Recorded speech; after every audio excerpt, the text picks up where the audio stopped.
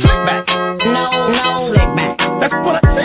Slick back. No, nigga, I'm a pimp named Slick back. Pimp named Slick back. Pimp named Slick back. Nigga, are you deaf? I'm a pimp named Slick. Assalamualaikum warahmatullahi wabarakatuh. Perkenalkan, nama saya Rifah Fitriah dengan NIM 221310324. Saya di sini akan berceramah tentang 7 dosa yang tidak diampuni oleh Allah. Bismillahirrahmanirrahim. Innal hamdah lillah nahmaduhu wa nasta'inuhu wa na'udzu billahi min syurri anfusina wa min sayyiati amalina. Man yahdihillahu fala mudillah wa man yudlilillahu fala hadiyallah. Asyhadu an la ilaha illallah wa asyhadu anna Muhammadan abduhu wa rasuluh. Allahumma shalli ala Muhammad wa ala alihi wa sahbihi wa man tabi'ahum bi insanil illayah yaumiddin. Amma ba'du. Bismillahirrahmanirrahim. Kaum muslimin dan kaum muslimat rahimakumullah, marilah kita tak henti-hentinya memanjatkan puji syukur kepada Allah SWT, karena dengan nikmatnya Allah SWT masih memberikan kesempatan dan kesehatan untuk hadir dalam acara ini. Sholawat dan salam selalu kita haturkan kepada junjungan kita Nabi Muhammad SAW, mendapatkan syafaatnya di hari akhir. Pada hari ini saya akan menyampaikan materi tentang 7 dosa yang tidak diampuni oleh Allah SWT. Di dunia ini tidak ada manusia yang suci, dan semua manusia pasti pernah berbuat dosa, dan Allah SWT menutupi dosa-dosa kita semua di mata manusia. Seandainya Allah membuka aib-aib kita, maka tidak ada seorang pun yang mau berteman dengan kita. Kita diminta oleh Allah SWT untuk bertaubat atas dosa-dosa kita.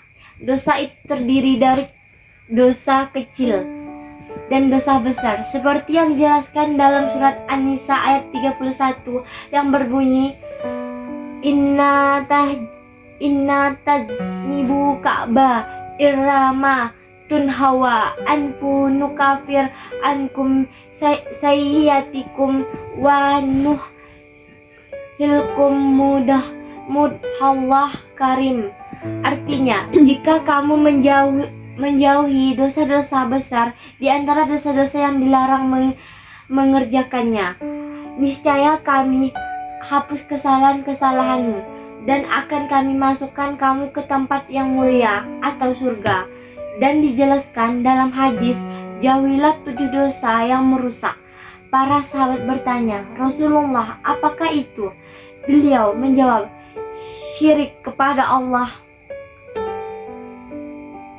sihir, membunuh jiwa yang Allah diharamkan, memakan riba, memakan harta anak yatim, berpaling dari perang, menuduh jinah terhadap wanita-wanita yang menjaga kehormatan. Hadis riwayat Bukhari. Pertama adalah syirik kepada Allah SWT. Jika sampai akhir hidupnya masih syirik kepada Allah SWT, bahkan tidak beriman kepada Allah SWT, sudah pasti dosanya tidak diampuni oleh Allah SWT. Syirik itu adalah menyekutukan Allah SWT, menyembah sesuatu selain daripada Allah SWT. Setiap hamba Allah SWT yang ada kalimat la ilaha illallah Muhammad dan Rasulullah, yang mengakui Allah adalah Rabbinya dan Rasulnya adalah Rasulnya, di mana ia mengakui walaupun hanya sebiji jarah. Artinya dia punya keimanan dalam hatinya. Apapun dia lakukan dan ada keimanan dalam hatinya, maka ia masuk surga. Allah SWT terlebih dahulu harus dicuci dulu di dalam nerakanya Allah SWT sesuai dengan dosa-dosa yang ia lakukan selama hidup di dunia. itu merupakan bukti kasih sayangnya Allah SWT kepada kita semua, bahwa orang-orang yang beriman akan masuk surga. Allah SWT selama ini mempunyai iman, tapi Allah SWT maha adil. Semua kejahatan, kejoliman yang kita lakukan di dunia itu semua pasti ada balasannya.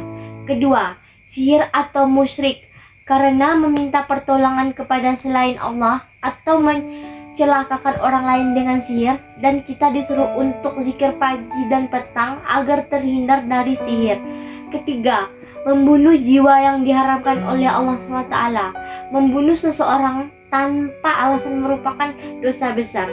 Islam sangat menghargai setiap nyawa. Jika kita membunuh satu orang tanpa ada alasan yang benar, maka artinya kita telah menghabiskan seluruh nyawa umat manusia. Barang siapa yang membunuh seseorang dengan sengaja, maka Allah akan menyobloskan dalam neraka jahanam. Keempat, memakan riba. Pelaku riba termasuk orang-orang yang Allah laknat. Orang yang melakukannya, orang yang memberikan pinjaman atau hutang piutang, rent itu adalah contoh-contoh orang-orang yang dilaknat oleh Allah SWT. Hutang piutang sebenarnya diperbolehkan karena sifatnya tolong menolong. Orang-orang yang terjebak riba ini juga termasuk dari bagian dosa besar karena zalim pada orang lain, ketidakadilan pada orang lain. Kelima, memakan harta yatim. Contohnya di mana ada orang yang bersedekah di panti asuhan, tapi kemudian orang ini tidak menyerah kepada orang, anak itu malah memperkaya diri sendiri. Keenam, lari dari medan perang. Rasulullah ketika periode di Madinah banyak sekali berperang untuk menegakkan ajaran agama. Ada orang-orang yang setia bersama Rasulullah, ada yang akhirnya berlari dari medan perang dan tidak membela agama Allah. Ketujuh, menuduh wanita yang beriman atau wanita baik-baik berbuat zina.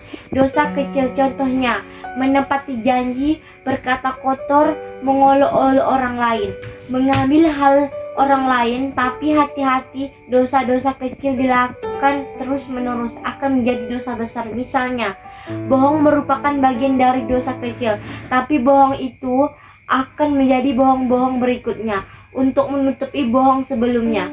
Bohong dalam Islam diperbolehkan, yaitu bohong untuk keromantisan suami istri, bohong untuk strategi perang, dan bohong mendamaikan orang yang berselisih.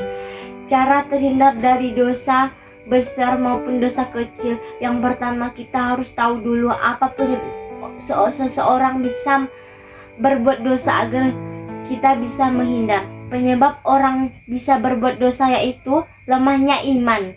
Iman manusia itu naik turun. Iman naik karena ketaatan dan turun karena kemaksiatan dan kurangnya ilmu. Tidak ada akan ancaman Allah atas perbuatan yang ia lakukan karena tidak ada ilmu. Contoh, wala taqrabu jinna. Allah mengatakan jangan dekati zina seperti memandang yang bukan muhrim. Kemudian jangan berteman dengan orang yang menjerumuskan kita kepada kemaksiatan.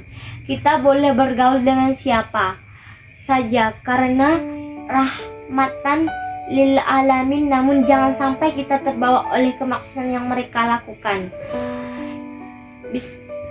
Dengan demikian, ceramah yang dapat saya sampaikan semoga dapat bermanfaat bagi kita semua.